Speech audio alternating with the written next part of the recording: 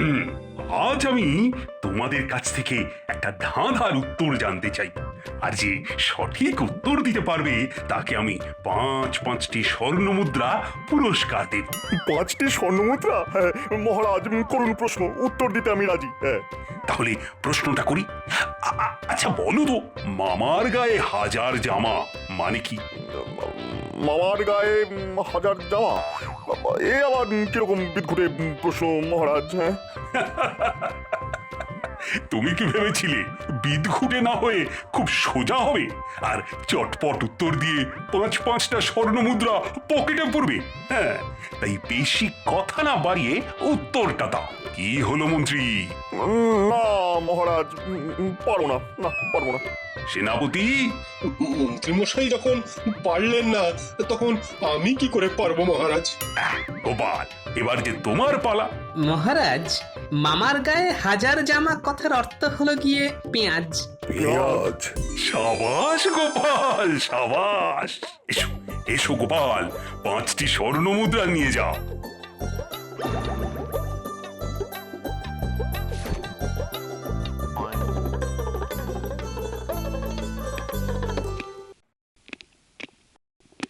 আরে দুচে, কি খবর? আজ খুব ভালো খবর নিয়ে এসেছি মহারাজ। কিরকম কিরকম? আগামী পরশু নবাব বাহাদুরের বিয়ের দিন। ওই দিন তিনি এই রাজসভার প্রত্যেক সদস্যকে নিমন্ত্রণ জানিয়েছেন, বিশেষ করে আপনাকে আর গোপালকে। নবাব বাহাদুরের একান্ত ইচ্ছে আপনারা দুজনেই যেন সস্ত্রীক সেখানে উপস্থিত থাকেন। যাবো যাবো, অবশ্যই যাবো। তাহলে আমি চলি মহারাজ। কি গোপাল, বউকে নিয়ে যাবে তো? আসলে মহারাজ, আমার গিন্নি একটু ঘরকুলো, কিন্তু রানীমার সঙ্গে গেলে সে হয়তো যেতে আপত্তি করবে না। তাহলে আগামী পরশু সকালবেলায় আমরা সকলে মিলে মুর্শিদাবাদের উদ্দেশ্যে যাত্রা শুরু করছি। আজকে তাহলে রাজসভার ছুটি ঘোষণা করলাম। কাল সকলে একটু বিশ্রাম নিয়ে পরশু একেবারে ধোপ দুরস্ত পোশাক পরে রাজবাড়ির সামনে চলে এসো।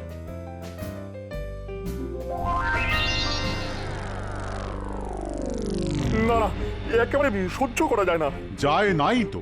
মন্ত্রীমশাই আপনি দেখুন, নবাব বাহাদুর তার বিবাহ বার্ষিকীতে মহারাজকে সস্ত্রীক নিমন্ত্রণ করেছেন, ঠিক আছে? তাই বলে সস্ত্রীক গোপাল, হ্যাঁ, এতে আমাদের অপমান হলো না? হ্যাঁ, ঠিকই তো। গোপাল কে এমন কেউ কেটা যে ও সস্ত্রীক নিমন্ত্রণ রক্ষা করতে যাবে? বেটা পেট মোটা হুন্দ। তুমিও মিলিয়ে নিও সেনাপতি। সেখানে গিয়েও ওই গোপাল মহারাজ আর নবাব বাহাদুরের কাছ থেকে তোল্লাই খাবে। আমার তো ইচ্ছে করছে যে নিমন্ত্রণ রক্ষা করতে যাব না, কিন্তু না গেলে মহারাজ আবার যদি রেগে যান। মন্ত্রী মশাই, আপনি ভেবে চিনতে এমন একটা উপায় বের করুন যাতে ওই নাপতে বেটা কোনোভাবেই কোনো মতেই মুর্শিদাবাদে যেতে না পারে। ভাবছি। না মন্ত্রীমশাই, ওই শুধু ভাবছি বললে চলবে না, এক্ষুনি কিছু একটা ভাবুন। পেয়েছি মোক্ষম এক উপায়। কাল সকালেই গোপাল পা ভেঙে পড়ে থাকবে। রাজবৈদ্য যত চেষ্টাই করুক না কেন, একদিনের মধ্যে গোপালকে কিছুতেই সুস্থ করে তুলতে পারবে না। গোপাল পা ভেঙে ঘরে শুয়ে থাকবে, আর আমরা ড্যাং ড্যাঙিয়ে চলে যাব নবাবের ভোজ খেতে।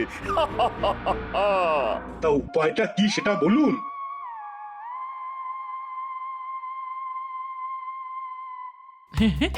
বলছো কি? নবাব বাহাদুরের বিবাহ বার্ষিকীতে আমারও নেমন্তন্ন? হ্যাঁ গো গিন্নি, ভাবো তো, এটা আমাদের পক্ষে কত বড় একটা সম্মানের ব্যাপার। কিন্তু সেখানে গিয়ে আমাদের খুব লজ্জা করবে গো। কেন লজ্জা কিসে? বারে, নবাব বাহাদুর কত ধনী, কত বড় তার বাড়ি, আর সেখানে গিয়ে তো আমি হারিয়ে যাবো। আরে কিচ্ছু হারাবে না, নবাব বাহাদুরের স্ত্রীও খুব ভালো। এতে তিনি কেমন তোমায় আপন করে নেবেন। আর সব থেকে বড় কথা, রানীমাও তো সঙ্গে যাচ্ছেন। তুমি রানীমার সাথে এক গাড়িতে যাবে, আর মুর্শিদাবাদে গিয়েও রানীমার সাথেই থাকবে। ঠিক আছে ঠিক আছে, তাহলে আমার আর যেতে কোনো অসুবিধে নেই। তবে আজ একবার রানীমার কাছে যেতে হবে আমায়। হ্যাঁ, আহা দেখো গিন্নি, পোশাকটা বড় কথা নয়, বুঝলে? আসল কথা হচ্ছে পরিচয়। তুমি সাধারণ শাড়ি পরে গেলেও না, আমার গিন্নি হিসেবে ঠিক খাতির যত্ন পাবে, বুঝলে? তবুও তুমি রানীমার কাছে যেও, আর সে ফাঁকে আমি একবার বাজারে যাব। কেন বাজারে যাবে কেন? আর ঘরে যা আছে তাতে কালকের দিনটা অনায়াসে চলে যাবে। হ্যাঁ আরে না না, তা নয় তা নয়, আসলে বাজারে আমার একটা অন্য দরকার আছে।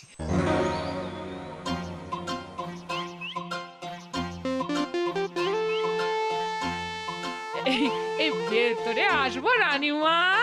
আরে গোপাল বউ যে, এসো এসো, ভেতরে এসো, বলো কি ব্যাপার? আসলে রানীমা, নবাবের বাড়িতে তো যেতে হবে। হ্যাঁ, যেতে তো হবেই, তিনি নিজে আমাদের নিমন্ত্রণ করেছেন বলে কথা। কিন্তু কি পরে যাব বলুন তো? আমার তো তেমন কোনো দামি শাড়ি নেই। আরে ওসব নিয়ে চিন্তা করো না, যাওয়ার সময় আট পৌরে কিছু একটা পরে গেলেই চলবে, না হলে এতটা পথ গাড়ির ধকলে শাড়ি খারাপ হয়ে যেতে পারে। আর ওখানে গিয়ে প্রথমে তো নবাবের অতিথিশালায় উঠবো, ওখানে না হয় ভালো শাড়ি পরে নেওয়া যাবে। আর আমি তো সঙ্গে করে কটা শাড়ি নিয়েই যাচ্ছি, তেমন হলে আমার থেকে না হয় একটা শাড়ি নিয়ে নেবে। না না রানীমা, তা হয় না। আপনার কাছ থেকে শাড়ি নিয়ে পড়েছি শুনলে ও আবার খুব রাগারাগি করবে। হ্যাঁ এটা তুমি ঠিক বলেছো গোপালপু, গোপালের আবার যেরকম টনটনে আত্মমর্যাদা।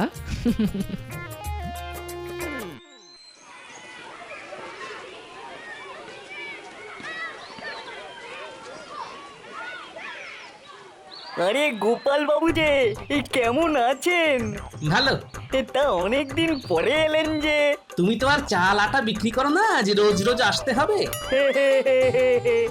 আপনার সাথে কথায় পারে কার সাধ্যি। তা শাড়ি কিনবেন তো? হ্যাঁ হ্যাঁ, ভালো দেখে একটা শাড়ি দেখাও তো দেখি। কার জন্যে? দ্বিতীয়বার বিয়ে যখন করিনি তখন তোমাদের বৌদি ছাড়া আর কে? একটুখানি অপেক্ষা করুন, দেখাচ্ছি। এই দেখুন, এই দেখুন, এটা হলো শান্তিপুরি, আর এইটা হলো ধনেখালি। বর্তমানে আমার ট্যাগ খালি ভাই, তাই ধনেখালি বাদ দিয়ে শান্তিপুরিটাই দাও। কদিন বাদে এসে তোমায় না হয় টাকা দিয়ে যাব। ঠিক আছে ঠিক আছে, তাহলে শান্তিপুরিটাই দিয়ে দিচ্ছি।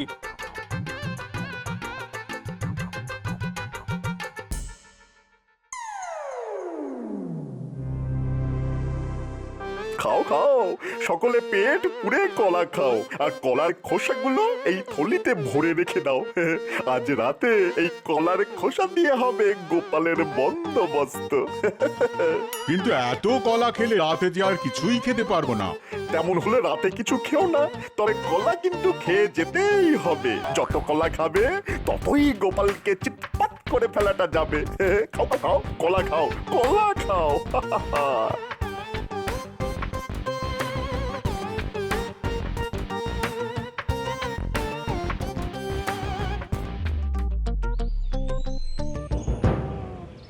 গিন্নি, ও গিন্নি, কোথায় গেলে গো? এই বলি, তোমার স্বভাবটা একটু পাল্টাও তো। বাড়িতে পা দিতে না দিতেই গিন্নি গিন্নি করে অমনি হাঁক ডাক শুরু করে দিও না তো। আরে হাঁক ডাক করছি কি আর সাধে? দেখো তোমার জন্য কি এনেছি, নাও খুলে দেখো। ও মা, কি সুন্দর শাড়ি!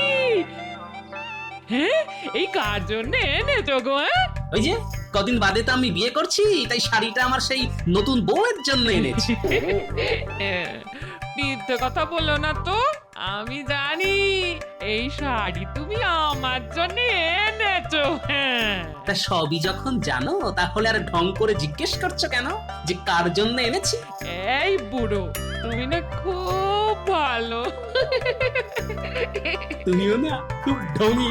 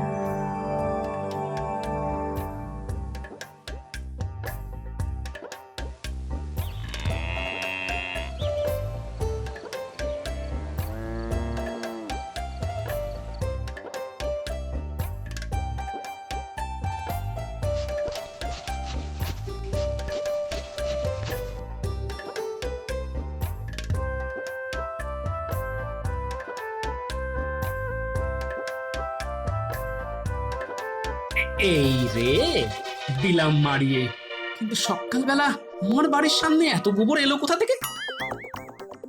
আরে এই ভোলা, ভোরবেলা গরু চড়াতে বেরিয়েছো ভালো কথা, কিন্তু তোমার গরু আমার বাড়ির দোরগোড়ায় এত গোবর ছড়িয়ে গেল কেন? হ্যাঁ, তুমি বাপু ওই দোরগড়ায় এত কলার খোসা ছড়িয়ে রেখেছো কেন? হ্যাঁ, আমার গরুগুলো তো দেখতে পেয়ে খেতে শুরু করে দিল।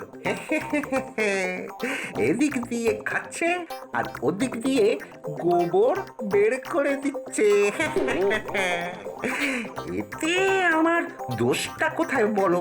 আমি তো আর ওদের ওই গোবর দিতে বলিনি। হ্যাঁ, কিন্তু আমার বাড়ির সামনে কলার খোসা ছড়িয়ে রেখে গেল কে? আরে গোপাল তো দিব্যি হেঁটে চলে বেড়াচ্ছে, তাহলে কি ও ওই কলার খোসায় পা হড়কে পড়েনি? চাই মন্ত্রীমশাইকে খবরটা দিয়ে আসি।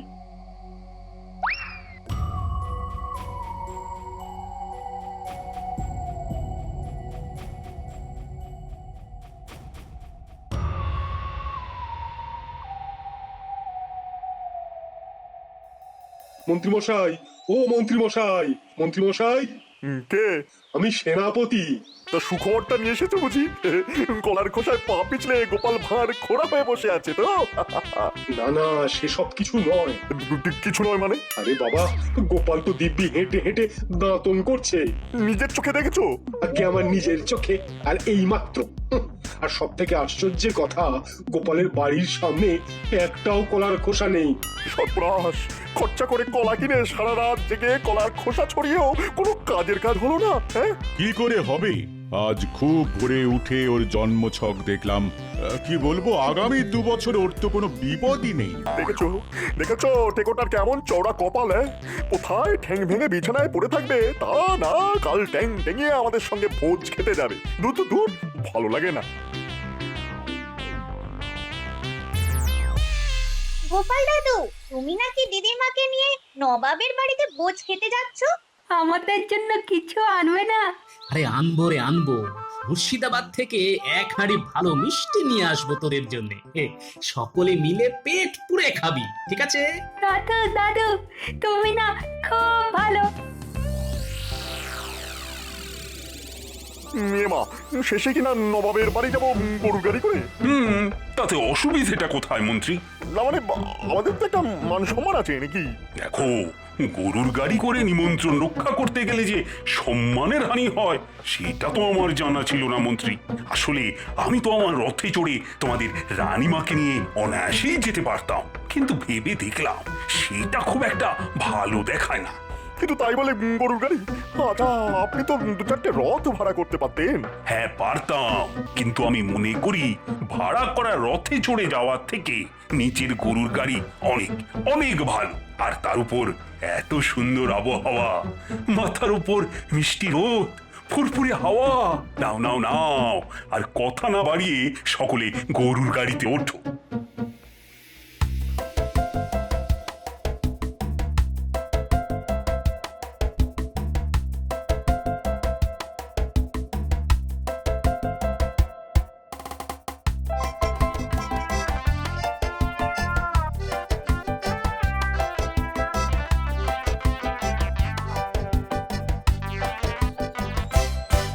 আচ্ছা, 3 জনে একদিকে আর ওই গোপাল বাবু একলা অন্যদিকে বসলেন কেন? কেন রে বেটা, এইভাবে বসলে তোর কি কোনো অসুবিধা আছে নাকি? অসুবিধা আছে বলেই তো বলছি মন্ত্রী মশাই, এতে গাড়িতে চাপ ধরবে আর রাস্তাঘাটও তো ভালো নয়। এই চুপ কর তো। আমরা কিভাবে বসবো না বসবো সেটা আমাদের ব্যাপার। তোর কোনো শুকনো উপদেশ আমরা শুনতে চাই না। হ্যাঁ, ঠিক আছে, আর বলবো না।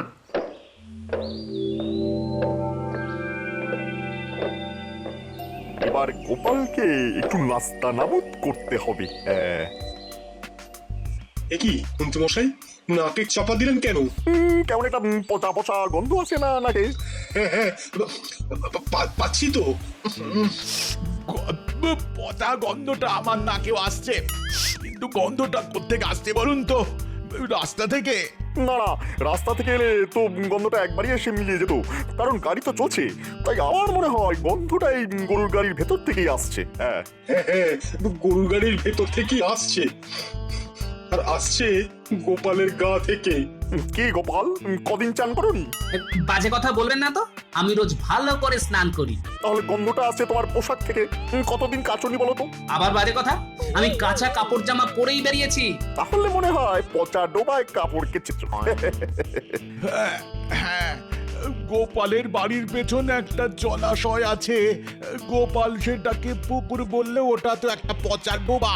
ছি ছি ছি, পচা ডোবায় কাপড় কেচে আমাদের সঙ্গে বসতে এসেছো? পচা ডোবা, পচা ডোবা।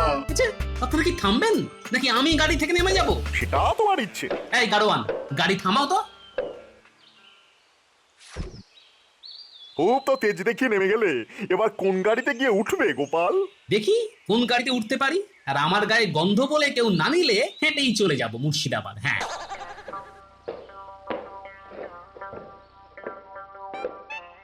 টেকোটাকে আজ খুব হেনস্থা করা গেছে। আরে গোপাল, এই গাড়ি থেকে নেমে পড়লে কেন?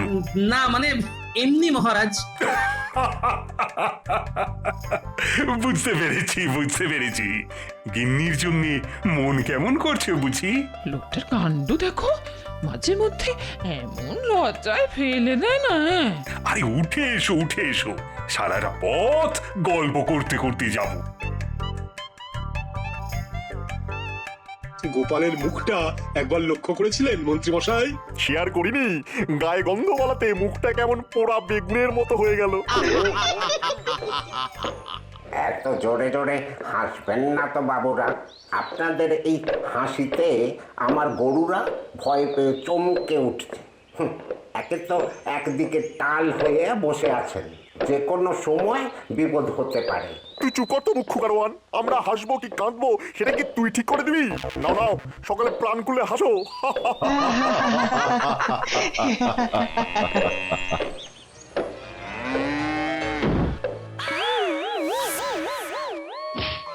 যা, মন্ত্রী মশাই তো গাড়ি থেকে ছিটকে গেলেন। কিন্তু গেল কোথায়?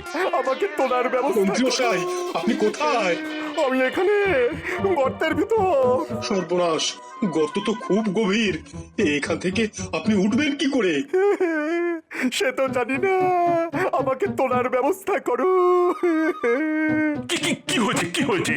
মন্ত্রী মশাই গাড়ি থেকে উল্টে পড়ে গর্তে ঢুকে গেছে। কিন্তু পড়লো কি করে? আমার কোনো দোষ নেই মহারাজ। ওনারা একদিকে ডাল হয়ে বসেছিলেন, তারপর অকারণে ওই জোরে জোরে হাসছিলেন, আর তাতেই তো আমার গরুরা ভয় পেয়ে লাফিয়ে উঠল। আর মন্ত্রী মশাই গাড়ি থেকে ছিটকে ওই গর্তে পড়ে ঢুকে গেলেন। ও মহারাজ, আমাকে এখান থেকে তোলার ব্যবস্থা করুন না। হ্যাঁ, করছি করছি করছি। কিন্তু গভীর গর্ত থেকে তুলতে গেলে তো লম্বা দড়ি লাগবে। আহা, তা তো লাগবেই। ও সেনাপতি, তুমি তুমি এক কাজ করো, এক্ষুনি কৃষ্ণনগরে চলে যাও, আর সেখান থেকে কিছু লোকজন আর লম্বা দড়ি নিয়ে এসে মন্ত্রীকে গর্ত থেকে তুলে মুর্শিদাবাদ চলে এসো। আমরা বরং ততক্ষণে খানিকটা এগিয়ে যাই। আমাকে আমাকে এখানে একলা ফেলে চলে যাবেন মহারাজ? আহা, একলা কেন? রাজ জ্যোতিষী তোমার পাহারায় থাকবে। চলো চলো গোপাল, আমরা এগোই। ও গোপাল ভাই, ও গোপাল ভাই, তোমার তো খুব বুদ্ধি। কিছু একটা করে আমাকে এখান থেকে তোলার ব্যবস্থা করো না ভাই। তা করতে পারি, কিন্তু তার আগে বলতে হবে আমার বাড়ির সামনে কলার খোসা ছড়িয়েছিল কে? আমরা আমি সেনাপতি আর রাজ্যতীষী। কেন? তুই যাতে খোঁড়া হয়ে মুর্শিদাবাদ যেতে না পারো তার জন্যে। ছি ছি ছি ছি ছি ছি, তোমরা এত খারাপ। অন্যায় হয়ে গেছে মহারাজ, অন্যায় হয়ে গেছে। গিন্নি, তোমার সাথে কটা শাড়ি আছে? এই গোটা তিনে। যাও, চটপট নিয়ে এসো। এই যে এই এই নিন মন্ত্রী মশাই, এবার শাড়ির এক প্রান্ত কোমরের সাথে শক্ত করে বেঁধে ফেলুন, তারপর দু হাত দিয়ে শক্ত করে ধরে রাখুন দড়ি। আমরা ওপর থেকে আপনাকে টেনে তুলছি। সেনাপতি, তোমার গায়েতে খুব জোর, তুমি আগে টানো। টানো জোয়ান, হেইসো রোগা মন্ত্রী, হেইসো। ওরে বাবা, ওরে বাবা, ধরে যে প্রাণ এলো। এবার বুঝতে পারছো তো মন্ত্রী, গোপাল শুধু বুদ্ধিমান নয়, তার সঙ্গে কতটা মানবিক। ওকে তুমি খোঁড়া করে দিতে চেয়েছিলে, আর ও তোমাকে গর্ত থেকে উদ্ধার করলো। আমাকে আমাকে ক্ষমা করে দাও গোপাল। কিন্তু মন্ত্রী মশাই, গর্তে পড়ে আপনার কি চেহারা হয়েছে? পাকে কাদায় মাখামাখি হয়ে ঠিক যেন একটা চামচিকে। ঠিক বলেছো গোপাল, ঠিক যেন চামচিকে। এমাম, তাই তো। তাহলে আমি মুর্শিদাবাদ যাবো কি করে? চলুন তাহলে দুজনে না হয় এক গাড়িতেই যাব। আমার গায়েও গন্ধ আর আপনার গায়েও গন্ধ, দু ভাইতে মানাবে ভালো।